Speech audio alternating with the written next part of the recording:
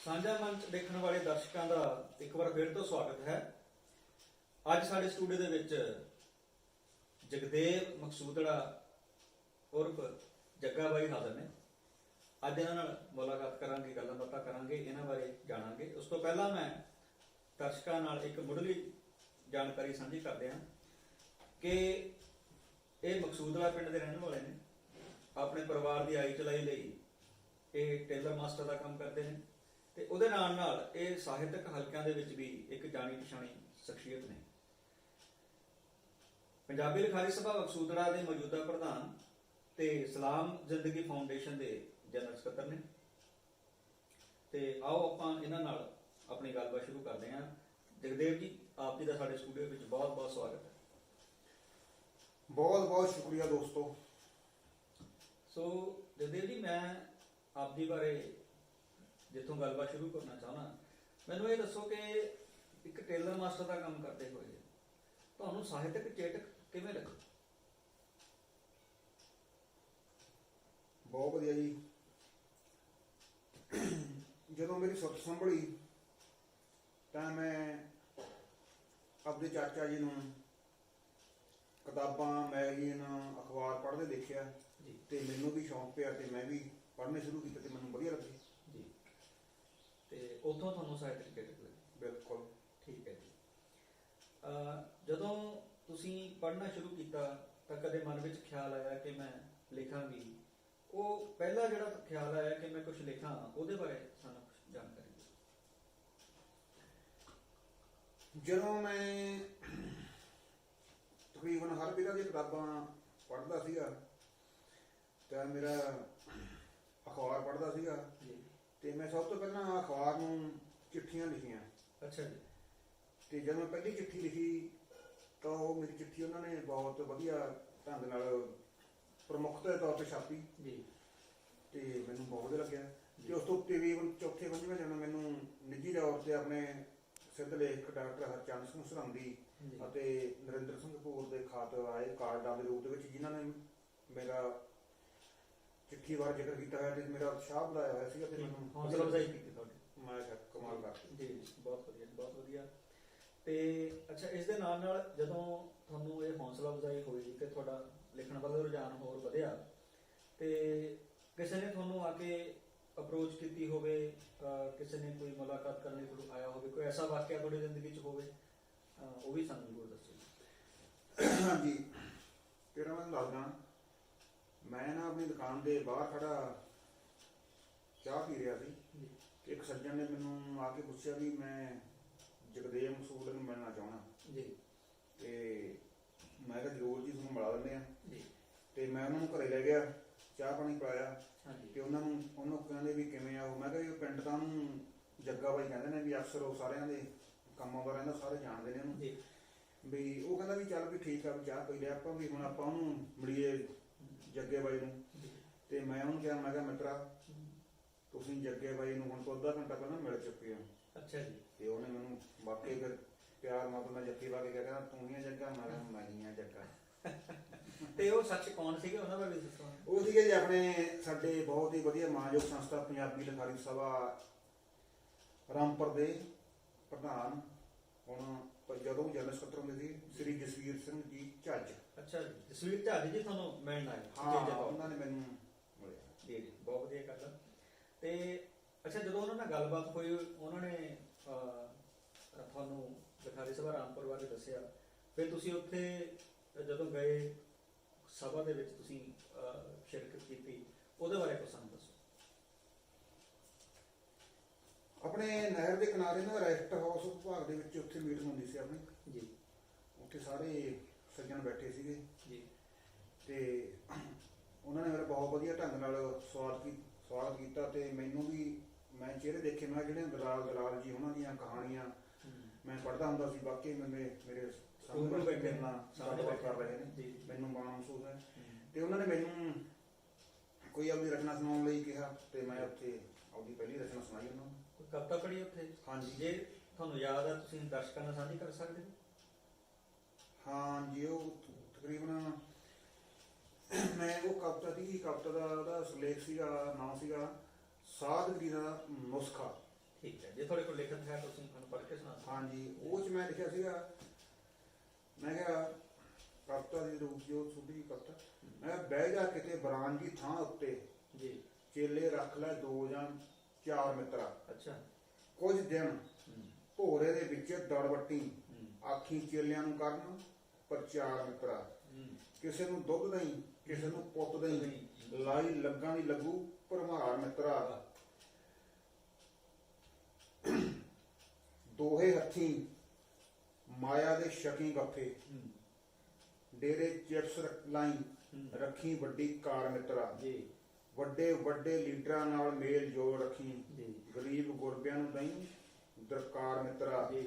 ਜਿੰਨਾ ਚਿਰ ਜੱਕਾ ਚੱਲੂ ਜੀ। ਚਲਾਈ ਚੱਲੀ, ਜੀ। ਭਾਂਡਾ ਫੁੱਟੇ ਤੇ ਹੋ ਜੀ ਫਰਾਰ ਮਿੱਤਰਾ। ਉਹ ਆ ਜੀ। ਇਹ ਆਪਾਂ ਲਿਖਿਆ। ਠੀਕ ਹੈ। ਉਹਨਾਂ ਨੇ ਮੈਨੂੰ ਵਧੀਆ ਕਹਿੰਦੇ ਵੀ ਬਹੁਤ ਵਧੀਆ ਕਵਿਤਾ, ਕਹਿੰਦੇ ਇਹ ਤਾਂ ਛਪਣੀ ਚਾਹੀਦੀ ਆ ਮੈਗਜ਼ੀਨ 'ਚ। ਮੈਂ ਕਿਹਾ ਦੱਸੋ ਕੀ ਕਰੀਏ। ਉਹ ਫਿਰ ਤਰਕਸ਼ੀਲ ਸੋਸਾਇਟੀ ਪੰਜਾਬ ਦਾ ਮੈਗਜ਼ੀਨ ਛਪਦਾ ਹੈ ਤਰਕਸ਼ੀਲ, ਤੇ ਉਹਨਾਂ ਨੂੰ ਮੈਂ ਕਵਿਤਾ ਭੇਜੀ, ਉਹਨਾਂ ਨੇ ਪ੍ਰਮੁਖਤਾ ਨਾਲ ਪਹਿਲੇ ਪੇਜ ਤੇ ਛਾਪੀ ਜੀ। ਕੀ ਬਾਤ ਹੈ। ਠੀਕ, ਮਤਲਬ ਲਿਖਾਰੀ ਸਭਾ ਰਾਮਪੁਰ ਦੇ ਵਿੱਚ ਆ ਕੇ ਜੋ ਤੁਹਾਨੂੰ ਰਚਨਾਵਾਂ ਦੇ ਉੱਤੇ ਵਿਚਾਰ ਮਿਲੇ, ਹਾਂ, ਜੋ ਹੌਸਲਾ ਅਫਜ਼ਾਈ ਹੋਈ, ਹਾਂ, ਤੇ ਮਤਲਬ ਉਹਨੇ ਤੁਹਾਨੂੰ ਤਰਕਸ਼ੀਲ ਮੈਗਜ਼ੀਨ ਤੱਕ ਪਹੁੰਚਾ ਦਿੱਤਾ, ਬਿਲਕੁਲ। ਹਨਾ, ਉਹਦੇ ਪਹਿਲੇ ਪੰਨੇ ਤੇ ਪਹੁੰਚਾ ਦਿੱਤਾ। ਬਿਲਕੁਲ। ਹਾਂ, ਇਹ ਸਾਡੀਆਂ ਸਭਾਵਾਂ ਦਾ ਕਹਿੰਦੇ ਫਾਸਲ ਹੈ। ਹਾਂਜੀ ਜੀ। ਤੇ ਅੱਛਾ, ਜਦੋਂ ਤੁਸੀਂ ਏਦਾਂ ਹੀ ਲਿਖਦੇ, ਪੜ੍ਹਦੇ, ਸਿੱਖਦੇ, ਸਿਖਾਉਂਦੇ, ਲਿਖਣ ਲੱਗੇ, ਤਾਂ ਕਿਹੜੀ ਕਿਹੜੀ ਵਿਧਾਵਾਂ 'ਚ ਤੁਸੀਂ ਲਿਖਿਆ, ਤੇ ਤੁਹਾਨੂੰ ਆਪਣੀ ਪਸੰਦੀਦਾ ਵਿਧਾਵਾ ਜਿਹੜੀ ਵਿਧਾ ਹੈਗੀ ਉਹ ਕਿਹੜੀ ਲੱਗਦੀ ਹੈ? ਮੈਂ ਇਹਦੇ ਵਿੱਚ ਐਂ ਲਿਖਿਆ ਵੀ ਮੈਂ ਜਿਹੜੇ ਪਹਿਲਾਂ ਮੈਂ ਕਿਤਾਬਾਂ ਪੜ੍ਹੀਆਂ ਵੀ ਲੇਖਕਾਂ ਨੇ ਆਪਣੀ ਗੱਲ ਨੂੰ ਕਿਸ ਅੰਦਾਜ਼ 'ਚ ਕਿਸ ਵਿਧਾ 'ਚ ਲਿਖਿਆ, ਜੀ। ਤੇ ਮੈਂ ਵੀ ਆਪਣੀ ਮੈਂ ਕਿਸੇ ਵਿਧਾ ਖਾਸ ਵੱਲ ਨਹੀਂ ਆਕਰਸ਼ਿਤ ਹੋਇਆ, ਤੇ ਮੈਂ ਤਾਂ ਇਹ ਲਿਖਿਆ ਵੀ ਮੈਂ ਆਪਣੀ ਗੱਲ ਨੂੰ ਕਿਸ ਢੰਗ ਨਾਲ ਆਮ ਲੋਕਾਂ ਦੇ ਵਿੱਚ ਵਧੀਆ ਤਰੀਕੇ ਨਾਲ ਕਹਿ ਸਕਦਾ। ਠੀਕ ਹੈ। ਉਸ ਲਈ ਮੈਂ ਗੀਤ, ਗਜ਼ਲਾਂ, ਕਹਾਣੀਆਂ, ਜੀ। ਆਪਣੇ ਲੇਖ, ਜੀ। ਦੋਹੇ, ਹੂੰ। ਚੁਟਕਲੇ, ਹੂੰ। ਵਿਚਾਰ, ਜੀ। ਯਾਨੀ ਜਿੱਥੇ ਮੇਰਾ ਹੱਥ ਪਿਆ ਆਪਾਂ ਪਾ ਸਕਦੇ।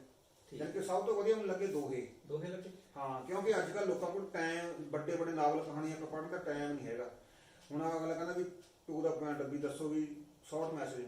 ਠੀਕ। ਤੇ ਮੈਨੂੰ ਲੱਗਿਆ ਮੈਂ ਕਿਹਾ ਵੀ ਭਗਤ ਕਬੀਰ ਨੇ ਵੀ ਦੋਹੇ ਲਿਖੇ ਤੇ ਵੀ ਕਿੰਨੇ ਵਧੀਆ ਉਹਨਾਂ ਨੇ ਦੋਹੇ ਲਿਖੇ ਨੇ, ਵੀ ਬਾਬਰੀ ਗੱਲ 2 ਗੱਲਾਂ 'ਚ ਸਪਸ਼ਟ ਕਰਤੀ, ਤੇ ਮੈਂ ਵੀ ਦੋਹੇ ਮੈਨੂੰ ਸਭ ਤੋਂ ਵਧੀਆ ਲੱਗੇ। ਠੀਕ ਹੈ। ਤੇ ਮੈਂ ਦੋਹੇ ਲਿਖੇ ਜੀ, ਤੇ ਉਹਨਾਂ 'ਚ ਮੈਂ ਤੁਹਾਨੂੰ ਇੱਕ ਦੋਹਾ ਸੁਣਾਉਣਾ। ਜੀ। ਉਹ ਲਿਖਿਆ ਸੀ, ਮੰਜ਼ਿਲ ਮਿਲਦੀ ਆਣ ਕੇ, ਹੂੰ। ਇਹ ਗਲਤ ਹੋ ਗਿਆ। ਉਹ ਮੈਂ ਲਿਖਿਆ ਸੀਗਾ, ਕਦਮ ਕਦਮ ਜੀ। ਤੁਰ ਮੁੱਕਦੀ, ਜੀ।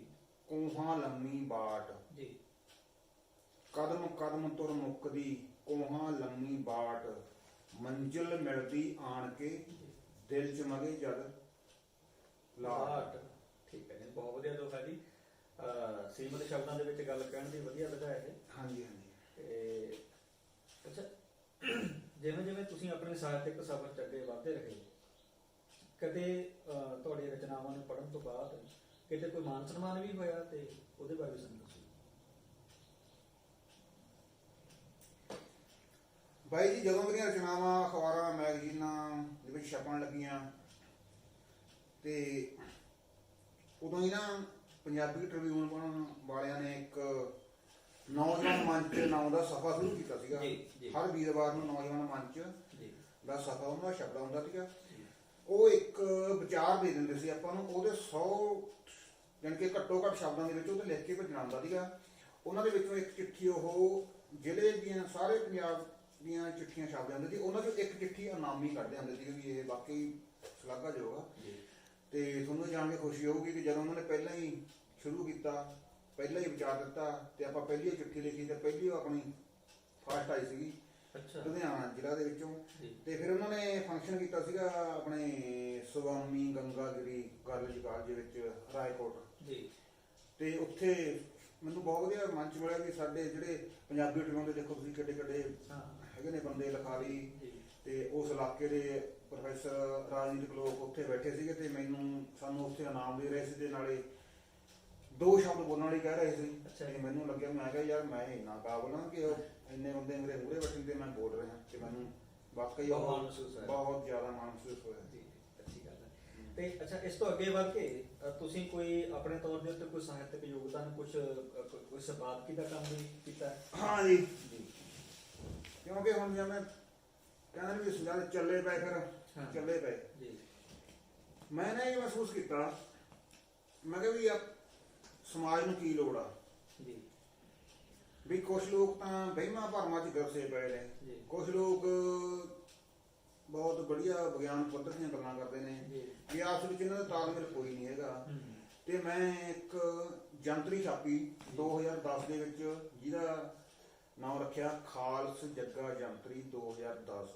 ਜੀ ਉਹਦੇ ਵਿੱਚ ਇੱਕ ਮੇਰਾ ਜਾਨੋ ਪਿਆਰਾ ਮਿੱਤਰ ਦੀਪ ਦਿਲਵਰ, ਜੀ ਅਸੀਂ ਦੋਹਾਂ ਨੇ ਮਿਲ ਕੇ ਛਾਪੀ। ਜੀ ਉਹ ਜਿਹੜੀਆਂ ਰਵਾਇਤੀ ਜੰਤਰੀਆਂ ਹੁੰਦੀਆਂ ਨੇ, ਅਸੀਂ ਸਾਰਾ ਕੁਝ ਉਹਨਾਂ ਦਾ ਮੱਸਿਆ ਪੁੰਨਿਆ 10ਵੀਂ ਲਗਭਗ ਵਜਾ ਪਾਤਾ। ਹੂੰ, ਉਸ ਤੋਂ ਬਾਅਦ ਅਸੀਂ ਆਪਣੇ ਵੱਲੋਂ ਜੀ ਹਰ ਮਹੀਨੇ ਦੇ ਨਾਲ ਜਨਵਰੀ ਮਹੀਨੇ ਦੇ ਵਿੱਚ ਜਿਵੇਂ ਹੋਈਆਂ ਵੀ ਵਰਲਡ ਪੱਧਰ ਤੇ ਜੋ ਪ੍ਰਸਿੱਧ ਘਟਨਾਵਾਂ ਹੋਈਆਂ ਨੇ, ਆਪਾਂ ਨੂੰ ਬੱਚਿਆਂ ਨੂੰ ਯਾਦ ਰੱਖਣੀਆਂ ਚਾਹੀਦੀਆਂ ਨੇ, ਉਹਨਾਂ ਤੋਂ ਸ਼ੇਅਰ ਕਰਨਾ ਚਾਹੀਦਾ ਵੀ ਬੱਲਬ ਦੀ ਖੋਜ ਐਡੀਸ਼ਨ ਨੇ ਕਿਹੜੇ ਸੰਨ 'ਚ ਕਦੋਂ ਕੀਤੀ। ਉਹ ਨਾ ਅਸੀਂ ਹਰ ਮਹੀਨੇ ਦੇ ਨਾਲ ਨਾਲ ਜਨਵਰੀ ਫਰਵਰੀ ਤੋਂ ਬਾਅਦ ਦਸੰਬਰ ਤੱਕ ਪਾਈਆਂ। ਠੀਕ ਹੈ। ਇਸ ਤੋਂ ਇਲਾਵਾ ਅਸੀਂ ਉਹਦੇ ਵਿੱਚ ਵਧੀਆ ਵਧੀਆ ਸੱਜਣਾ ਦੇ, ਜਿਵੇਂ ਨਰਿੰਦਰ ਸਿੰਘ ਕਪੂਰ ਹੋ ਗਏ, ਸੰਧੀ ਸਾਹਿਬ ਹੋ ਗਏ, ਆਪਣੇ ਪਾਤਰ ਸਾਹਿਬ ਹੋ ਗਏ, ਜੀ ਉਹਨਾਂ ਦੀਆਂ ਗੀਤ ਗਜ਼ਲਾਂ ਜਾਣੀ ਕਿ ਰਚਨਾਵਾਂ ਪਾਈਆਂ ਉਹਦੇ ਵਿੱਚ। ਜੀ ਤੇ ਇਸ ਤੋਂ ਇਲਾਵਾ ਅਸੀਂ ਫਿਰ ਦੇਖਿਆ ਵੀ ਜਿਹੜੇ ਨਵੇਂ ਬੱਚੇ ਨੇ ਇਹ ਭੁੱਲਦੇ ਜਾ ਰਹੇ ਨੇ ਵੀ ਆਪਣੀ ਜ਼ਮੀਨ ਦੀ ਮਿਣਤੀ ਕਰਨ ਦੀ। ਸਾਡੇ ਪਿੰਡ ਦੇ ਮੇਰੇ ਚਾਚਾ ਜੀ ਨੇ ਪਟਵਾਰੀ ਸੁਖਦੇਵ ਸਿੰਘ, ਜੀ ਤੇ ਉਹਨਾਂ ਤੋਂ ਅਸੀਂ ਜ਼ਮੀਨ ਦੀ ਵਿਸਵੇ, ਵਿਸ਼ਵਾਸੀਆਂ, ਮਰਲੇ, ਸਰਸਾਈਆਂ, ਸਾਰਾ ਕੁਝ ਉਹਨੂੰ ਅਸੀਂ ਦੱਸਿਆ ਵੀ ਆ ਭਾਈ ਆਹ ਚਾਰਟ ਹੈ, ਇਹ ਇਸ ਤਰ੍ਹਾਂ ਜ਼ਮੀਨ ਦੀ ਮਿਣਤੀ ਗਿਣਤੀ ਠੀਕ ਹੈ। ਕੀਤੀ ਜਾਂਦੀ ਹੈ। ਇਸ ਤੋਂ ਇਲਾਵਾ ਉਹਦੀ ਚੁਟਕਲੇ, ਵਿਚਾਰ ਤੇ ਮੱਝਾਂ ਗਾਵਾਂ ਦੀਆਂ ਮੰਡੀਆਂ, ਘੋੜੇ ਘੋੜੇ ਦੇ ਮੰਡੀਆਂ ਕਿੱਥੋਂ ਕਦੋਂ ਲੱਗਦੀਆਂ ਨੇ ਉਹ ਦੱਸਿਆ। ਕਾਫੀ ਕੁਝ ਤੁਸੀਂ ਜਾਣਦੇ ਹੋ। ਜਾਣੀ ਕਿ ਪੂਰਾ ਉਹ 'ਚ ਕੁਝ ਸਮੁੰਦਰ ਬੰਦ ਕਰਨ ਦੀ ਕੋਸ਼ਿਸ਼ ਕੀਤੀ ਅਸੀਂ। ਠੀਕ ਹੈ। ਤੇ ਅਸੀਂ 2011 'ਚ ਵੀ ਛਾਪੀ, ਬਹੁਤ ਵਧੀਆ ਲੱਗਿਆ। ਫਿਰ ਸਾਨੂੰ ਲੱਗਿਆ ਮੈਂ ਕਿਹਾ ਵੀ ਇਹ ਤੋਂ ਹੁਣ ਵੀ ਜੰਤਰੀ ਤੋਂ ਅੱਗੇ ਜਾਣਾ ਚਾਹੀਦਾ, ਵੀ ਕੁਝ ਲੋਕਾਂ ਕੋਲ ਸਮਾਂ ਵੀ ਘੱਟ ਆ, ਵੀ ਜੰਤਰੀ ਦਾ ਸਾਲ ਤੋਂ ਬਾਅਦ ਸਿੱਟ ਦਿੱਤੀ ਜਾਂਦੀ ਹੈ। ਤੇ ਅਸੀਂ ਕਹਿੰਦੇ ਵੀ ਸਾਡਾ ਮੈਗਜ਼ੀਨ ਜੋ ਅਸੀਂ ਸੁਨੇਹਾ ਦਿੰਦੇ ਆ ਉਹ ਸਿੱਟਿਆ ਨਾ ਜਾਵੇ, ਸਾਂਭ ਕੇ ਰੱਖਿਆ ਜਾਵੇ। ਤੇ ਅਸੀਂ ਫਿਰ ਇੱਕ ਪਾਕਟ ਸਾਈਜ਼ ਮੈਗਜ਼ੀਨ ਸੁਨੇਹਾ ਛਾਪਣਾ ਸ਼ੁਰੂ ਕੀਤਾ, ਜਿਹਦਾ ਕਿ ਸੁਨੇਹਾ ਲੜੀ ਨੰਬਰ 1, ਲੜੀ ਨੰਬਰ 2 ਨਿਰੰਤਰ ਚੱਲ ਰਿਹਾ, ਲਗਾਤਾਰ ਛਪਦਾ। ਮੈਂ ਕਿਹਾ ਜੀ ਛਪਦਾ ਰਹੂਗਾ। ਠੀਕ ਹੈ, ਬਹੁਤ ਅੱਛੇ। ਤੇ ਜਗਦੇਵ ਜੀ, ਐਦਾਂ ਸਮਾਜ ਵਿੱਚ ਵਿਚਰਦੇ ਹਾਂ, ਕਈ ਤਰ੍ਹਾਂ ਦੇ ਅਨੁਭਵ ਕਰਦੇ ਹਾਂ, ਕੋਈ ਐਸਾ ਖਾਸ ਅਨੁਭਵ ਤੁਸੀਂ ਸਾਂਝਾ ਕਰਨਾ ਚਾਹੁੰਦੇ ਹੋ ਜੋ ਤੁਹਾਡੀ ਜ਼ਿੰਦਗੀ 'ਚ ਇੱਕ ਬਹੁਤ ਵੱਡਾ ਬਦਲਾਅ ਲੈ ਕੇ ਆਇਆ? ਉਹਦੇ ਬਾਰੇ ਸਾਡੇ ਦਰਸ਼ਕਾਂ ਨੂੰ ਜ਼ਰੂਰ ਜਾਣਕਾਰੀ ਦਿਓ। ਹਾਂਜੀ ਬਿਲਕੁਲ।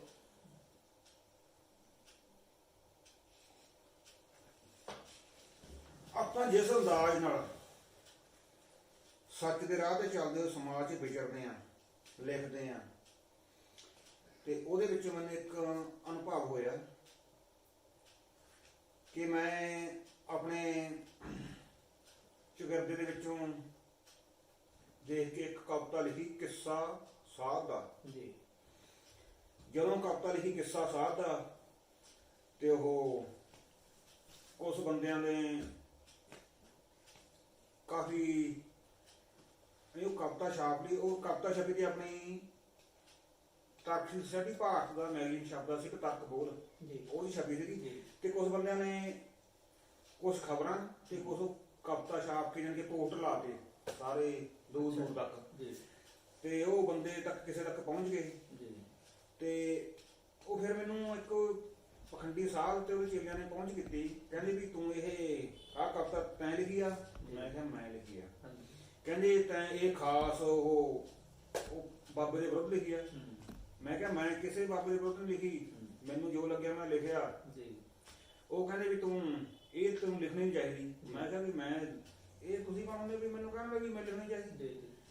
ਕਹਿੰਦੇ ਵੀ ਲਿਖ ਤੂੰ ਜੱਗਿਆ ਜੀ, ਲਿਖ ਬਾਬੇ ਦੀ ਸਲਾਘਾ 'ਚ ਲਿਖ, ਹੋਰ ਇੱਕਣ ਲਿਖ, ਹੋਰ ਕੁਛ ਵੀ ਇੱਕ ਆ ਨਾ ਲਿਖ, ਪ੍ਰਸ਼ੰਸਾ ਕਰੋ। ਹਾਂ ਮੈਂ ਕਿਹਾ ਵੀ ਜੋ ਮੈਨੂੰ ਲੱਗਦਾ ਮੈਂ ਲਿਖੂੰਗਾ, ਜੇ ਪ੍ਰਸ਼ੰਸਾ ਦਾ ਕੰਮ ਕਰੂਗਾ ਆਪਾਂ ਉਹ ਹੀ ਲਿਖਾਂਗੇ। ਠੀਕ ਹੈ। ਹਾਂ, ਤੇ ਉਹਦੇ ਵਿੱਚ ਮੈਂ ਕਵਿਤਾ ਲਿਖੀ ਜੀ। ਉਹ ਮੈਨੂੰ ਕਹਿੰਦੇ ਵੀ ਤੈਨੂੰ ਉਹ ਬੰਦੇ ਤੋਂ ਮਾਫੀ ਮੰਗ। ਮੈਂ ਕਿਹਾ ਮੈਂ ਉਹ ਬੰਦੇ ਬਾਰੇ ਕਵਿਤਾ ਲਿਖੀ, ਕੋਈ ਖਾਸ ਇਸ਼ਾਰਾ ਨਹੀਂ ਕੀਤਾ, ਕਿਸੇ ਡੇਰੇ ਬਾਰੇ ਨਹੀਂ ਟਾਰਗੇਟ ਕੀਤਾ ਵੀ ਇੱਧਰ ਨੂੰ ਇੱਧਰ ਨੂੰ ਇੱਧਰ ਨੂੰ ਇੱਧਰ ਨੂੰ ਸੱਜਿਓਂ ਖੱਬਿਓਂ। ਉਹ ਕਹਿੰਦੇ ਵੀ ਨਹੀਂ ਮਾਫੀ ਮੰਗ। ਮੈਂ ਕਿਹਾ ਵੀ ਇਹ ਗੱਲ ਹੋ ਨਹੀਂ ਸਕਦੀ ਹੈਗੀ। ਉਹ ਕਹਿੰਦੇ ਤੇਰੀਆਂ ਅਸੀਂ ਲੱਤਾਂ ਤੋੜ ਦਾਂਗੇ, ਮੈਂ ਕਿਹਾ ਕਿ ਕੋਈ ਗੱਲ ਨਹੀਂ, ਜੋ ਕੁਝ ਤੁਸੀਂ ਕਰਨਾ ਕਰੋ। ਜੀ, ਤੁਹਾਨੂੰ ਉਹਨਾਂ ਨੇ ਡਰਾਇਆ ਧਮਕਾਇਆ ਜਾਣੀ ਕਿ ਬਹੁਤ। ਤੇ ਉਸ ਤੋਂ ਬਾਅਦ ਫਿਰ ਆਪਾਂ ਕੋਰਟ ਦਾ ਸਹਾਰਾ ਵੀ ਲਿਆ, ਜੀ। ਕਿਉਂਕਿ ਉਹ ਜਿਸਮਾਨੀ ਤੌਰ ਤੇ ਆਰਥਿਕ ਤੌਰ ਤੇ ਤਾਂ ਮੇਰੇ ਤੋਂ ਕਿਤੇ ਤਕੜੇ ਸੀਗੇ ਜੀ ਹਨਾ। ਤੇ ਮੈਂ ਤਾਂ ਉਹਨਾਂ ਮੂਹਰੇ ਜਾਣੀ ਕਿ ਜਿਵੇਂ ਕਹਿੰਦੇ ਆਟੇ 'ਚ ਨੂਣ ਬਰਾਬਰ ਸੀਗਾ। ਫਿਰ ਮੈਂ ਕੋਰਟ ਦਾ ਸਹਾਰਾ ਲਿਆ ਜੀ। ਤੇ ਮੈਨੂੰ ਉਹਨਾਂ ਨੇ ਕਾਨੂੰਨ ਨੇ ਬਹੁਤ ਵਧੀਆ ਸਹਾਇਤਾ ਦਿੱਤੀ ਤੇ ਮੈਂ ਉਹਨੂੰ ਲਿਖਤੀ ਤੌਰ ਤੇ ਦਿੱਤਾ ਤੇ ਅੱਜ ਤੱਕ ਉਹਨਾਂ ਨੇ ਆਪਣੇ ਕੋਲ ਅੱਖ ਨਹੀਂ ਚੱਕੀ। ਪਰ ਜਦੋਂ ਉਹਨਾਂ ਦੀਆਂ ਮੈਂ ਆਇਆ, ਉਹਨਾਂ ਦੇ ਡੇਰੇ ਦੇ ਕੁਝ ਬੰਦਿਆਂ ਨਾਲ ਜ਼ਮੀਨ ਜਾਇਦਾਦ ਦੇ ਨਿੱਜੀ ਝਗੜੇ ਸੀਗੇ, ਜੀ ਜਦ ਕਿ ਮੇਰਾ ਉਹਨਾਂ ਨੂੰ ਕੋਈ ਇਹੋ ਜਿਹਾ ਲਾਗਾ ਦੇ ਸੀਗਾ। ਤੇ ਉਹਨਾਂ ਨੇ ਉਹ ਕੇਸ 'ਚ ਮੈਨੂੰ ਲਿਜਾ ਲਿਆ ਤੇ ਲਿਜਾ ਕੇ ਫਿਰ ਜੱਗੇ ਬਾਈ ਨੂੰ 7 ਸਾਲ ਦੀ ਕੈਦ ਹੋ ਗਈ, ਜਿਹਦੇ ਵਿੱਚੋਂ ਆਪਾਂ 1 ਸਾਲ ਕੇਂਦਰੀ ਜੇਲ੍ਹ ਲੁਧਿਆਣਾ ਤਾਜਪੁਰ ਦੇ ਵਿੱਚ ਕੱਟ ਆਏ ਤੇ 6 ਸਾਲ ਆਪਣੀ ਬੈਲੈਂਸ ਆ ਤੇ ਆਪਾਂ ਉਹ ਹੱਸ ਖੇਡ ਕੇ ਕੱਟਾਂਗੇ ਜੀ। ਠੀਕ ਹੈ। ਉਹਦੇ ਲਈ ਤੁਸੀਂ ਕਿਸੇ ਜਿਹੜੇ ਹੋਰ ਕੋਈ ਉੱਚ ਅਦਾਲਤ ਦਾ ਸਹਾਰਾ ਲੈ ਕੇ?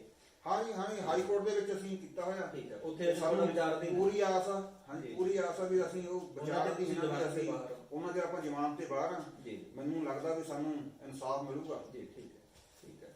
ਤੇ ਇਸ ਜਿਹੜਾ ਅਨੁਭਵ ਹੈ, ਖਾਸ ਅਨੁਭਵ ਹੈ, ਇਸ ਦੌਰਾਨ ਜਦੋਂ ਤੁਸੀਂ ਜੇਲ੍ਹ ਵਿੱਚ ਰਹੇ, ਉੱਥੇ ਮਤਲਬ ਤੁਹਾਨੂੰ ਕੀ ਕੁਝ ਨਵੇਕਲਾ ਜੀਵਨ 'ਚ ਸਿੱਖਣ ਨੂੰ ਮਿਲਿਆ?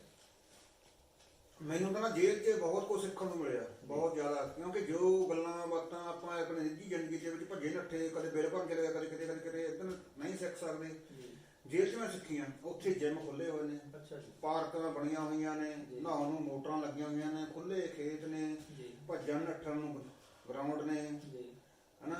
ਤੇ ਅਖਬਾਰ ਉੱਥੇ ਆਉਂਦੇ ਨੇ, ਲਾਇਬ੍ਰੇਰੀਆਂ ਉੱਥੇ ਬਣੀਆਂ ਹੋਈਆਂ ਨੇ, ਰੋਟੀ ਪਾਣੀ ਉਹਨਾਂ ਦਾ ਬਣਿਆ ਬਣਾਇਆ ਆਉਂਦਾ। ਬਾਕੀ ਆਪਾਂ ਬਣਾ ਸਕਦੇ ਹਾਂ। ਕੋਈ ਸਮਾਨ ਲੈਣਾ ਕਿਸੇ ਵੇਲੇ ਦਾ ਕੰਟੀਨਾਂ ਖੁੱਲੀਆਂ ਹੋਈਆਂ ਨੇ ਤੇ ਆਪਾਂ ਨੂੰ ਰੋਜ਼ ਦਾ ਕੁਛ ਨਾ ਕੁਛ ਖਰਚਾ ਪੱਤਾ ਵੀ ਦੇ ਰਹੇ ਨੇ। ਤੇ ਬਾਹਰੋਂ ਬਹੁਤ ਵਧੀਆ ਸੱਜਣ ਕਦੇ ਕੋਈ ਆਉਂਦੇ ਨੇ, ਉਹ ਸਾਨੂੰ ਜੇਲ੍ਹ 'ਚ ਸਮਝਾਉਣਾ। ਸਾਡੀਆਂ ਟੀਮਾਂ ਦੇ ਟੂਰਨਾਮੈਂਟ ਹੁੰਦੇ ਨੇ, ਉੱਥੋਂ ਬਾਹਰ ਜਾਂਦੇ ਆ। ਯਾਨੀ ਮੈਨੂੰ ਤਾਂ ਜੇਲ੍ਹ 'ਚ ਪੂਰੇ ਨਜ਼ਾਰੇ ਹੀ ਲੈਂਦੇ ਆਪਾਂ ਦਾ। ਤੇ ਬਾਕੀ ਉੱਥੇ ਫਿਰ ਮੈਂ ਦਿਹਾੜੀ ਵੀ ਕੀਤੀ ਹੈ ਜੀ। ਉਹ ਜੇਲ੍ਹ 'ਚ ਬੈਰਕਾਂ ਪੈਣੀ ਸ਼ੁਰੂ ਹੋਣ ਲੱਗ ਜਾਂਦੀਆਂ। ਉਹ ਮਿਸਤਰੀ ਤਾਂ ਉਹਨਾਂ ਕੋਲ ਸੀਗੇ, ਲੇਬਰ ਵਾਲੇ ਘੱਟ ਸੀਗੇ, ਫਿਰ ਜੱਗੇ ਉਹਨੇ ਡਟ ਗਏ ਉੱਥੇ। ਠੀਕ ਹੈ। ਉੱਥੇ ਵੀ ਮਤਲਬ ਡਟ ਕੇ ਲੋਕ ਤਾਂ ਜੇਲ੍ਹ ਦੇ ਵਿੱਚ ਪੈਸੇ ਮੰਗਾਉਂਦੇ ਹੁੰਦੇ ਸੀਗੇ ਉੱਥੇ। ਤੁਸੀਂ ਮੈਂ ਜੇਲ੍ਹ ਦੇ ਵਿੱਚੋਂ ਘਰ ਨੂੰ ਭੇਜਦਾ, ਘਰ ਨੂੰ ਭੇਜਦੇ ਸੀ। ਮੈਂ ਕਿਹਾ ਜੀ ਲੈ ਜਾਓ ਘਰ ਨੂੰ, ਇੰਨੇ ਪੈਸੇ ਕਰਦੇ ਕੀ ਨੇ ਆਪਾਂ। ਠੀਕ ਹੈ। ਮਤਲਬ ਇਹ ਕੁੱਲ ਮਿਲਾ ਕੇ ਤੁਹਾਡਾ ਮਤਲਬ ਅਨੁਭਵ, ਤੁਸੀਂ ਇਹਨੂੰ ਕੀ ਕਹੋਗੇ, ਕੌੜਾ ਰਿਹਾ ਕਿ ਮਿੱਠਾ ਰਿਹਾ? ਲੋਕਾਂ ਲਈ ਕੌੜਾ ਹੋ ਸਕਦਾ, ਹਾਂਜੀ, ਪਰ ਮੈਨੂੰ ਬਹੁਤ ਮਿੱਠਾ ਲੱਗਿਆ। ਮੈਂ ਤਾਂ ਹੁਣ ਵੀ ਅਕਸਰ ਮੈਂ ਜੇਲ੍ਹ ਬਾਰੇ ਕਾਫੀ ਕਵਿਤਾਵਾਂ ਲਿਖੀਆਂ ਨੇ, ਮੈਂ ਉਹ ਲਿਖਦਾ ਹੁੰਦਾ। ਮੈਂ ਕਿਹਾ ਵੀ ਕਿਉਂਕਿ ਸਾਡੇ ਨਾਲ ਹੀ ਲੇਡੀ ਜੇਲ੍ਹ ਸੀਗੀ। ਅੱਛਾ। ਤੇ ਉੱਥੇ ਮੈਂ ਲਿਖਿਆ, ਮੈਂ ਕਿਹਾ ਇੱਕ ਪਾਸੇ ਮੋਰ ਪਹਿਲਾਂ ਪਾਉਂਦੇ ਨੇ, ਦੂਜੇ ਪਾਸੇ ਘੁੱਗੀਆਂ ਖੇਲਦੀਆਂ। ਇੱਕ ਪਾਸੇ ਮੋਰ ਪਹਿਲਾਂ ਪਾਉਂਦੇ ਨੇ, ਦੂਜੇ ਪਾਸੇ ਘੁੱਗੀਆਂ ਖੇਲਦੀਆਂ। ਬੜੀਆਂ ਯਾਦਾਂ ਆਉਂਦੀਆਂ ਨੇ ਯਾਰੋ ਲੁਧਿਆਣਾ ਜੇਲ੍ਹ ਦੀਆਂ। ਕੀ ਬਾਤ ਹੈ। ਦੇਖੋ ਦਰਸ਼ਕੋ, ਜਿਹੜੇ ਸਾਡੇ ਸਾਹਿਤਕਾਰ ਨੇ, ਦੇਖੋ ਇਹ ਸਮਾਜ ਤੋਂ ਹਨਾ ਏਦਾਂ ਹੀ ਅਲੱਗ ਹੋ ਜਾਂਦੇ ਨੇ, ਇਸ ਦ੍ਰਿਸ਼ਟੀਕੋਣ ਕਰਕੇ ਅਲੱਗ ਹੋ ਜਾਂਦੇ ਨੇ ਕਿ ਜਿੱਥੇ ਸਾਨੂੰ ਲੱਗਦਾ ਵੀ ਚੀਜ਼ਾਂ ਕੌੜੀਆਂ ਨੇ, ਉੱਥੇ ਇਹਨਾਂ ਨੂੰ ਮਿੱਠਾ ਮਹਿਸੂਸ ਹੁੰਦਾ ਹੈ। ਸੋ ਆਪਾਂ ਆਪਣੀ ਗੱਲਬਾਤ ਅੱਗੇ ਵਧਦੇ ਹਾਂ। ਮਿੱਠੇ ਅਨੁਭਵ ਦੀ ਗੱਲ ਆਪਣੀ ਹੋ ਗਈ ਆ, ਪਰ ਏਦਾਂ ਹੀ ਸਮਾਜ ਵਿੱਚ ਵਿਚਰਦੇ ਹਾਂ, ਸਾਹਿਤ ਦੀ ਸੇਵਾ ਕਰਦੇ ਹਾਂ। ਤੁਸੀਂ ਕੁਝ ਉਮੀਦ ਕੀਤੀ ਹੋਵੇਗੀ, ਉਸ ਉਮੀਦ ਤੋਂ ਉਲਟ ਜਿਵੇਂ ਕੁਝ ਕਈ ਵਾਰ ਲੱਗਦਾ ਹੈ, ਮਤਲਬ ਕਿਸੇ ਤਰ੍ਹਾਂ ਦੀ ਕੋਈ ਤੁਹਾਨੂੰ ਨਿਰਾਸ਼ਾ ਵੀ ਕਿਤੇ ਉਹਦਾ ਵੀ ਸਾਹਮਣਾ ਕਰਨਾ ਪਿਆ? ਬਿਲਕੁਲ ਜੀ। ਜਦੋਂ ਮੈਂ ਸਮਾਜ ਦੇ ਵਿੱਚ ਆਪਣੀਆਂ ਗੱਲਾਂ ਨੂੰ ਲਿਖਤਾਂ ਰਾਹੀਂ ਜਾਂ ਆਪਣੇ ਬੋਲਾਂ ਰਾਹੀਂ, ਭਾਸ਼ਣਾਂ ਰਾਹੀਂ, ਨਾਟਕਾਂ ਰਾਹੀਂ ਦੱਸਣ ਦੀ ਕੋਸ਼ਿਸ਼ ਕੀਤੀ ਤਾਂ ਬਹੁਤ ਬੰਦਿਆਂ ਨੂੰ ਬਹੁਤ ਵਧੀਆ ਲੱਗੀਆਂ, ਪਰ ਕੁਝ ਬੰਦਿਆਂ ਨੂੰ ਲੱਗੀਆਂ ਵੀ ਨਹੀਂ, ਇਹ ਗੱਲਾਂ ਸਹੀ ਨਹੀਂ ਹੈਗੀਆਂ। ਤੇ ਪਰ ਉਹ ਗੱਲਾਂ ਸਹੀ ਸੀਗੀਆਂ। ਤੇ ਮੈਨੂੰ ਲੱਗੇ, ਮੈਂ ਕਿਹਾ ਵੀ ਜਿਹੜਾ ਸਮਾਜ ਦਾ ਉੱਚ ਵਰਗ ਆ, ਜਿਹੜੇ ਆਪਣੇ ਕਵੀ ਜਨ ਨੇ, ਜਿਹੜੇ ਕਹਿੰਦੇ ਨੇ ਵੀ ਅਸੀਂ ਲੋਕਾਂ ਤੋਂ ਕਿੰਨਾ ਚਿਰ ਪਹਿਲਾਂ ਵਧੀਆ ਸੋਚਦੇ ਆਂ, ਵੀ ਉਹ ਤਾਂ ਮੇਰੀ ਗੱਲ ਸਮਝਣਗੇ, ਉਹਨਾਂ ਨੂੰ ਮੇਰੀ ਗੱਲ ਪਤਾ ਲੱਗੂਗੀ। ਬੁੱਧੀ ਜੀ ਵਰਗ ਤਾਂ ਸਮਝੇਗਾ। ਹਾਂ ਜੀ, ਬੁੱਧੀ ਜੀ ਜਿਹੜੇ ਵਿਦਵਾਨ ਕਹਿੰਦੇ ਨੇ, ਆਪਣਾ ਇੰਨੀਆਂ ਕਿਤਾਬਾਂ ਲਿਖਤੀਆਂ ਉਹਨਾਂ ਨੇ, ਪ੍ਰੋਫੈਸਰ ਹੋਣੇ ਹਨ। ਤੇ ਮੈਂ ਉਹਨਾਂ 'ਚ ਗਿਆ, ਉਹਨਾਂ ਦੀਆਂ ਗੱਲਾਂ ਬਾਤਾਂ ਸੁਣੀਆਂ, ਆਪਣੀਆਂ ਸੁਣਾਈਆਂ। ਤੇ ਮੈਨੂੰ ਉਹਨਾਂ ਨੇ ਮੇਰੀਆਂ ਗੱਲਾਂ ਨੂੰ ਬਹੁਤਾ ਜਾਣੀ ਕਿ ਚੰਗਾ ਨਹੀਂ ਸਮਝਿਆ, ਇਗਨੋਰ ਕਰਤਾ। ਤੇ ਕਈ ਵਾਰ ਤਾਂ ਮੈਨੂੰ ਜਾਣੀ ਕਿ ਆਪਣੀ ਗੱਲ ਕਹਿਣ ਦਾ ਮੌਕਾ ਹੀ ਨਹੀਂ ਦਿੰਦੇ। ਤੇ ਮੈਂ ਫਿਰ ਵੀ, ਤੁਹਾਨੂੰ ਪਤਾ ਵੀ ਮੱਛੀ ਪੱਥਰ ਚੱਟ ਕੇ ਮੁੜਦੀ ਆ। ਪਹਿਲੀ ਵਾਰ ਨਹੀਂ ਸੀ, ਦੂਜੀ ਵਾਰੀ ਨਹੀਂ, ਤੀਜੀ ਵਾਰ ਨਹੀਂ, ਚੌਥੀ ਵਾਰੀ ਕਦੇ ਤਾਂ ਮੇਰੀ ਵਾਰੀ ਆਉਂਦੀ ਹੋਈ ਆ। ਫਿਰ ਮੈਂ ਵਾਰੀ 'ਚ ਆਪਣੀ ਟੂ ਦਾ ਪੁਆਇੰਟ ਗੱਲ ਠਾਹ ਸੋਟਾ ਜੇ ਉਹਨਾਂ ਦੇ ਗੱਟਿਆਂ ਦੇ ਮਾਰਨਾ ਵੀ ਉਹ ਕਹਿੰਦੇ ਵੀ ਅਗਲੀ ਵਾਰ ਜੱਗੇ ਹੁਣੀ ਆਉਣ ਨਾ ਇੱਥੇ, ਪਰ ਨਹੀਂ। ਆਪਾਂ ਕਦੇ ਨਾ ਕਦੇ ਉਹਨਾਂ ਦੀ ਗੇੜਾ ਮਾਰਦੇ ਰਹਿੰਦੇ, ਉਹ ਆਪਦੇ ਰਾਹ ਰਾਜੀ ਰੱਖਣ। ਸਾਨੂੰ ਲੱਗਦਾ ਵੀ ਉਹਨਾਂ ਨੂੰ ਵੀ ਸਿਰਦਰਦ ਨਾਲ ਕੰਮ ਕਰਨਾ ਚਾਹੀਦਾ, ਲੋਕਾਂ ਨੂੰ ਅੱਗੇ ਵਾਂਗੂ ਜਿਵੇਂ ਜੋੜਨਾ ਚਾਹੀਦਾ। 4 ਕਵੀ ਆਉਂਦੇ ਹੁੰਦੇ ਸੀਗੇ, ਸਾਰੇ ਪਿੰਡ ਇਲਾਕੇ ਦੇ ਲੋਕਾਂ ਨੂੰ ਸੁਣਨ ਆਉਂਦੇ ਹੁੰਦੇ ਸੀਗੇ ਵੀ ਕਵੀ ਕਹਿਣਗੇ ਕੀ, ਤੇ ਹੁਣ ਉਹੀ ਕਵੀ ਹੁੰਦੇ ਨੇ, ਉਹੀ ਸੁਣਨ ਵਾਲੇ ਹੁੰਦੇ ਨੇ, ਉਹੀ ਸੁਣਾਉਣ ਵਾਲੇ ਹੁੰਦੇ ਨੇ, ਤੇ ਲਿਆਉਣ ਵਾਲੇ ਆਉਂਦੇ ਨੇ, ਤੇ ਉਹੀ ਜੱਗੇ ਵਰਗੇ ਨੂੰ ਭਜਾਉਣ ਵਾਲੇ ਹੁੰਦੇ ਨੇ। ਠੀਕ ਹੈ, ਮਤਲਬ ਇਸ ਗੱਲ ਤੋਂ ਤੁਹਾਨੂੰ ਥੋੜੀ ਨਿਰਾਸ਼ਾ ਹੋਈ? ਬਿਲਕੁਲ ਠੀਕ ਹੈ, ਪਰ ਤੁਸੀਂ ਡਟੇ ਹੋਏ ਹੋ ਇਹਨੂੰ ਲੈ ਕੇ। ਮੈਂ ਕਹਿੰਦਾ ਆਪਾਂ ਤਾਂ ਜ਼ਿੰਦਗੀ ਦੇ ਹਰ ਖੇਤਰ 'ਚ ਡਟੇ ਹੋਏ ਆ। ਜੀ ਜੀ। ਸੋ ਜਗਦੇਵ ਜੀ, ਤੁਹਾਡੇ ਨਾਲ ਗੱਲਾਂ ਕਰਕੇ ਮਤਲਬ ਤੁਹਾਡੀਆਂ ਜੋ ਵੀ ਹੁਣ ਤੱਕ ਅਸੀਂ ਅਨੁਭਵ ਸੁਣੇ ਨੇ, ਉਹ ਬੜੀ ਦਿਲਚਸਪ ਕਹਾਣੀ ਹੈ। ਜਿਵੇਂ ਤੁਸੀਂ ਸਾਡੇ ਨਾਲ ਗੱਲ ਕਰ ਰਹੇ ਹੋ, ਇਦਾਂ ਵਿਚਰਦੇ ਆ, ਤੁਸੀਂ ਆਪਣੇ ਜੀਵਨ ਦੀਆਂ ਗੱਲਾਂ ਕਿਸੇ ਨਾਲ ਸਾਂਝੀਆਂ ਕਰੀਆਂ ਹੋਣਗੀਆਂ। ਕਦੇ ਐਂ ਵੀ ਹੋਇਆ ਵੀ ਕਿਸੇ ਨੇ ਤੁਹਾਡੇ ਜੀਵਨ ਦੇ ਕਿਸੇ ਵਾਕਿਆ ਤੋਂ ਪ੍ਰੇਰਿਤ ਹੋ ਕੇ ਕੁਝ ਲਿਖ ਦਿੱਤਾ ਹੋਵੇ ਜਿਹੜਾ ਅੱਗੇ ਛਾਪਿਆ ਤੇ ਮਸ਼ਹੂਰ ਹੋਇਆ? ਹਾਂਜੀ, ਸਾਡੇ ਬਹੁਤ ਵਧੀਆ ਲੇਖਕ ਨੇ, ਜਿਵੇਂ ਇਹਨਾਂ ਨੇ ਪਹਿਲਾਂ ਵੀ ਜ਼ਿਕਰ ਕਰ ਚੁੱਕੇ ਸੀ, ਗੁਰਦਿਆਲ ਦਲਾਲ ਜੀ। ਗੁਰਦਿਆਲ ਦਲਾਲ ਇੱਕ ਵਾਰ ਇੱਕ ਨੇ ਤੁਰਦੇ ਫਿਰਦੇ, ਕਿਉਂਕਿ ਸਾਡੇ ਮੇਰੇ ਪਿੰਡ ਤੋਂ ਤਕਰੀਬਨ 10 ਕਿਲੋਮੀਟਰ ਤੇ ਸ਼ਹਿਰ ਆ ਦਰਾਹਾ, ਤੇ ਮੇਰੇ ਦੋਸਤ ਵੀ ਨੇ ਚੰਗੇ, ਉਹਨਾਂ ਨਾਲ ਸਾਡੇ ਪਰਿਵਾਰਕ ਸੰਬੰਧ ਨੇ, ਤੇ ਇਸ ਤਰ੍ਹਾਂ ਮੈਂ ਉਹਨਾਂ ਨਾਲ ਇੱਕ ਵਾਕਿਆ ਹੋਇਆ, ਉਹਨਾਂ ਨਾਲ ਮੈਂ ਸਾਂਝਾ ਕੀਤਾ, ਤੇ ਉਹਨਾਂ ਨੇ ਫਿਰ ਉਹ ਆਪਣੀ ਗੁੱਡੀ ਕੋਲ ਚਲੇ ਗਏ ਆਸਟ੍ਰੇਲੀਆ ਜਾ ਕੇ ਉਹਨਾਂ ਨੇ ਇੱਕ ਕਹਾਣੀ ਲਿਖੀ, ਸਨਮਾਨ। ਸਨਮਾਨ ਕਹਾਣੀ ਲਿਖੀ, ਤੇ ਉਹਦੇ ਵਿੱਚ ਫਿਰ ਉਹ ਜਦੋਂ ਉੱਥੇ ਕਿਤੇ ਸੁਣਾਈ ਉਹਨਾਂ ਨੇ ਸਭਾ ਤੇ, ਉਹ ਕਿਸੇ ਵਿੱਚ ਬੈਠੇ ਨੂੰ ਬੰਦੇ ਨੂੰ ਵਧੀਆ ਲੱਗੀ, ਤੇ ਉਹ ਕਹਿੰਦਾ ਜੀ ਮੈਂ ਤੇ ਡਾਕੂਮੈਂਟਰੀ ਫਿਲਮ ਬਣਾਉਣੀ ਚਾਹੁੰਦਾ। ਅੱਛਾ ਜੀ। ਹਾਂ ਜੀ, ਤੇ ਉਹਨਾਂ ਨੇ ਉਹਦੇ ਫਿਰ ਡਾਕੂਮੈਂਟਰੀ ਫਿਲਮ ਬਣਾਈ ਵੀ, ਬਹੁਤ ਵਧੀਆ ਫਿਲਮ ਬਣੀ, ਤੇ ਮੈਨੂੰ ਇੰਨਾ ਮਾਣ ਆ ਕਿ ਉਹਦੇ ਉਸ ਕਹਾਣੀ ਦੇ ਵਿੱਚ, ਉਸ ਫਿਲਮ ਦੇ ਵਿੱਚ ਮੇਨ ਕਰੈਕਟਰ ਜੱਗਾ ਬਾਈ ਆ। ਦੇਖੋ ਇਹੀ ਜਿਹੜੀ ਗੱਲ ਆ ਨਾ, ਜਿਹੜਾ ਉਹਦਾ ਅੰਦਾਜ਼ ਹੈ ਗੱਲ ਕਰਨ ਦਾ, ਇਹ ਥੋੜੀ ਜਿੰਦਾ ਦਿਲੀ ਦਿਖਾਉਂਦਾ। ਠੀਕ ਹੈ, ਹੋ ਸਕਦਾ ਇਹ ਕਿਸੇ ਨੂੰ ਭਾਉਂਦਾ ਨਾ ਹੋਵੇ, ਪਰ ਸਾਨੂੰ ਬੜਾ ਭਾਉਂਦਾ ਨਾ। ਬਹੁਤ ਵਧੀਆ ਜੀ, ਇਸ ਕਰਕੇ ਅੱਛਾ, ਹੁਣ ਆਪਾਂ ਗੱਲਾਂ ਕਾਫੀ ਕਰ ਲਈਆਂ, ਤੇ ਆਪਾਂ ਆਪਣੀ ਜੋ ਇੱਕ ਸੰਖੇਪ ਜੀ ਹਨਾ ਇੰਟਰਵਿਊ ਨੂੰ ਸਮਾਪਤੀ ਵੱਲ ਲੈ ਕੇ ਜਾਈਏ। ਸੋ ਅੰਤ ਵਿੱਚ ਮੈਂ ਜਗਦੇਵ ਜੀ ਤੁਹਾਡੇ ਕੋਲੋਂ ਤੁਹਾਡੇ ਜੀਵਨ ਦਾ ਉਦੇਸ਼ ਹਨਾ, ਤੇ ਸਾਡੇ ਦਰਸ਼ਕਾਂ ਲਈ ਕੋਈ ਸੰਦੇਸ਼, ਤੇ ਜੇ ਕੋਈ ਖਾਸ ਸੁਨੇਹਾ ਹੈਗਾ ਉਹ ਵੀ ਸਾਂਝੀ ਕਰੋ, ਤੇ ਆਪਾਂ ਆਪਣੇ ਇੰਟਰਵਿਊ ਦੇ ਅੰਤ ਵੱਲ ਵਧੀਏ ਜੀ। ਬਹੁਤ ਬਹੁਤ ਧੰਨਵਾਦ ਵੀਰੇ। ਵੀ ਗੱਲ ਇਹ ਆ ਵੀ ਆਪਾਂ ਉਦੇਸ਼ ਇਹ ਆ, ਸੰਦੇਸ਼ ਇਹ ਆ ਵੀ ਆਪਾਂ ਸੱਚ ਦੇ ਰਾਹ ਤੇ ਚੱਲ ਰਹੇ ਆ, ਕਿਉਂਕਿ ਜਾਣਕਾਰੀਆਂ ਲੋਕਾਂ ਕੋਲ ਬਹੁਤ ਨੇ, ਬੱਚੇ ਕੋਲ ਮੋਬਾਈਲਾਂ ਦੇ ਹੈਗੇ ਜਾਣਕਾਰੀ, ਵੀ ਅਸਲ ਵਿੱਚ ਗੱਲ ਅਮਲਾਂ ਦੀ ਆ, ਅਮਲਾਂ ਤੇ ਗੱਲ ਖੜੀ ਆ, ਵੀ ਅਮਲ ਕਰਨ ਦੀ ਵੱਧ ਤੋਂ ਵੱਧ ਲੋੜ ਆ। ਜਿਵੇਂ ਆਪਣੇ ਗੁਰੂ ਸਾਹਿਬਾਨਾਂ ਨੇ ਸ੍ਰੀ ਗੁਰੂ ਗ੍ਰੰਥ ਸਾਹਿਬ ਦੇ ਵਿੱਚ ਆਪਾਂ ਨੂੰ ਸਭ ਜ਼ਿੰਦਗੀ ਦਾ ਨਿਚੋੜ ਕੱਢ ਕੇ ਰੱਖਤਾ, ਵੀ ਉਹਨੂੰ ਸਿਰਫ ਪੂਜੋ ਹੀ ਨਾ, ਉਹਦੇ ਧੂਫ ਮਾਲਾ ਕਰਕੇ ਉਹਨੂੰ ਬਾਰ-ਬਾਰ ਪੜ੍ਹ ਕੇ ਉਹਨੂੰ ਕੋਈ ਫਾਇਦਾ ਨਹੀਂ ਹੈਗਾ, ਵੀ ਉਹਨਾਂ ਨੂੰ ਪੜ੍ਹੋ, ਉਹਦੇ ਵੱਖ-ਵੱਖ ਟੀਕੇ ਦੇਖੋ, ਤੇ ਉਹਨਾਂ ਦੀ ਅਮਲ ਕਰੋ ਜ਼ਿੰਦਗੀ 'ਚ। ਉਹੀ ਆਪਾਂ ਕਰ ਰਹੇ ਹਾਂ, ਉਹੀ ਆਪਾਂ ਲੋਕਾਂ ਨੂੰ ਕਹਿੰਦੇ ਹਾਂ। ਸਭ ਨੂੰ ਹੱਥ ਜੋੜ ਕੇ ਬੇਨਤੀ ਕਰਦੇ ਹਾਂ ਵੀ ਭਾਈ ਉਹਨਾਂ ਦੇ ਦਰਸਾਏ ਮਾਰਗਾਂ ਤੇ ਚੱਲੋ, ਸੱਚ ਦੇ ਰਾਹ ਤੇ ਚੱਲੋ, ਜ਼ਮੀਰ ਦੀ ਆਵਾਜ਼ ਸੁਣੋ। ਅੱਜ ਕੋਈ ਬਹੁਤਾ ਲੰਬਾ ਚੌੜਾ ਨਹੀਂ ਹੈਗਾ ਜ਼ਿੰਦਗੀ ਦਾ। ਫਿਰ ਜੀ ਠੀਕ ਹੈ, ਤੇ ਕੋਈ ਖਾਸ ਸੁਨੇਹਾ? ਸੁਨੇਹਾ ਤਾਂ ਹੁਣ ਤੁਹਾਨੂੰ ਪਤਾ ਵੀ ਆਪਾਂ ਹਰ 3 ਮਹੀਨੇ ਬਾਅਦ ਖੂਨਦਾਨ ਕਰ ਦਿੰਦੇ ਹਾਂ, ਹਨਾ, ਤੇ ਆਪਣੀ ਬੋਡੀ ਰਿਲੇਟ ਕੀਤੀ ਹੋਈ ਆ DMC ਨੂੰ, ਵੀ ਆਪਾਂ ਤੁਰਦੇ ਫਿਰਦੇ ਕਿਤੇ ਵੀ ਆਪਾਂ ਐਕਸੀਡੈਂਟ ਹੋ ਜਵੇ ਤਾਂ ਆਪਣੇ ਜੋ ਵੀ ਕੰਮ ਦੇ ਅੰਗ ਨੇ, ਜਿਵੇਂ ਅੱਖਾਂ, ਦਿਲ, ਕਿਸੇ ਲੋੜਵੰਦ ਦੇ ਕੰਮ ਆ ਜਾਣ, ਉਹ ਇਹ ਕੰਮ ਆ ਜਾਣ, ਕਿਉਂਕਿ ਬਾਅਦ ਤਾਂ ਫੂਕ ਕੇ ਜਾਣਾ। ਤੇ ਉਸ ਤੋਂ ਬਾਅਦ ਇੱਕ ਹੋਰ ਆਪਾਂ ਖੂਨਦਾਨ ਕੈਂਪ, ਅੱਖਾਂ ਦੇ ਕੈਂਪ ਕੋਈ ਇਹੋ ਜਿਹੇ ਲਾਉਂਦੇ ਰਹਿੰਦੇ ਆ, ਉਹ ਤਾਂ ਚੱਲਦਾ ਰਹਿੰਦਾ ਜ਼ਿੰਦਗੀ 'ਚ। ਜਿਹੜਾ ਅਸੀਂ ਹੁਣ ਅਗਲੇ ਮਹੀਨੇ ਲਾ ਰਹੇ ਹਾਂ ਨਾ, ਉਹ ਅਸੀਂ ਪੰਜਾਬੀ ਲਿਖਾਰੀ ਸਭਾ ਮਕਸੂੜਾ ਵੱਲੋਂ, ਤੁਹਾਨੂੰ ਸਾਰਿਆਂ ਨੂੰ ਬੇਨਤੀ ਹੈ ਵੀ ਪੰਜਾਬੀ ਲਿਖਾਰੀ ਮਕਸੂੜਾ ਵੱਲੋਂ ਅਸੀਂ ਇੱਕ ਸਨਮਾਨ ਸਮਾਰੋਹ ਕਰ ਰਹੇ ਹਾਂ, ਜੋ ਕਿ ਅਸੀਂ ਆਪਣੇ ਇਲਾਕੇ ਦੇ ਉੱਗੇ ਕਾਮਰੇਡ, ਸਮਾਜ ਸੇਵਕ, ਚਿੰਤਕ ਸ੍ਰੀ ਕਰਤਾਰ ਬਵਾਣੀ ਨੂੰ ਸਨਮਾਨ ਕਰਨ ਜਾ ਰਹੇ ਹਾਂ। ਤੇ ਸਾਡੇ ਆਪਣੇ ਜੀਵਨ ਜੋਤ ਲਿਖਾਰੀ ਸਭਾ ਸਾਹਨੇਵਾਲ ਦੇ ਪ੍ਰਧਾਨ, ਉੱਗੇ ਸਮਾਜ ਸੇਵਕਾ, ਤੇ ਆਪਣੇ ਉੱਗੇ ਕਾਂਗਰਸੀ ਲੀਡਰ ਜਤਿੰਦਰ ਕੌਰ ਸੰਧੂ ਦਾ ਸਨਮਾਨ ਕਰਨ ਜਾ ਰਹੇ ਹਾਂ। 27 ਫਰਵਰੀ ਨੂੰ ਹੈਗਾ ਉਹ, ਆਪਣੇ ਪਿੰਡ ਮਕਸੂੜ 10 ਵਜੇ। ਸਾਰਿਆਂ ਨੂੰ ਖੁੱਲ੍ਹਾ ਸੱਦਾ, ਮਿੱਤਰੋ ਆਇਓ, ਆਪਣੀਆਂ ਗੱਲਾਂ ਕਹੋ ਤੇ ਆਪਣੀਆਂ ਸੁਣੀਆਂ ਆਪਾਂ ਵਿਚਾਰ ਸਾਂਝੇ ਕਰਕੇ ਜ਼ਿੰਦਗੀ ਨੂੰ ਹੋਰ ਬਿਹਤਰ ਬਣਾਈਏ ਜੀ। ਸੋ ਜਗਦੇਵ ਜੀ, ਤੁਹਾਡੇ ਨਾਲ ਗੱਲਾਂ ਕਰਕੇ ਬਹੁਤ ਵਧੀਆ ਲੱਗਿਆ। ਸੋ ਦਰਸ਼ਕੋ, ਆਪ ਸਭ ਨੇ ਇਸ ਵੀਡੀਓ ਨੂੰ ਦੇਖਿਆ ਤੇ ਇਹਦੇ ਵਿੱਚ ਜੇ ਤੁਸੀਂ ਕੋਈ ਸੁਝਾਅ ਦੇਣਾ ਚਾਹੁੰਦੇ ਹੋ ਤਾਂ ਟਿੱਪਣੀਆਂ ਵਿੱਚ ਦੇ ਸਕਦੇ ਹੋ। ਸੋ ਇਸ ਵੀਡੀਓ ਨੂੰ ਲਾਈਕ ਤੇ ਵੱਧ ਤੋਂ ਵੱਧ ਸ਼ੇਅਰ ਕਰਨਾ ਤੇ ਸਾਡੇ ਚੈਨਲ ਨੂੰ ਸਬਸਕ੍ਰਾਈਬ ਕਰਨਾ। ਐਦਾਂ ਹੀ ਅਗਲੀ ਵਾਰ ਕਿਸੇ ਹੋਰ ਹਸਤੀ ਦੇ ਨਾਲ ਮੁਲਾਕਾਤ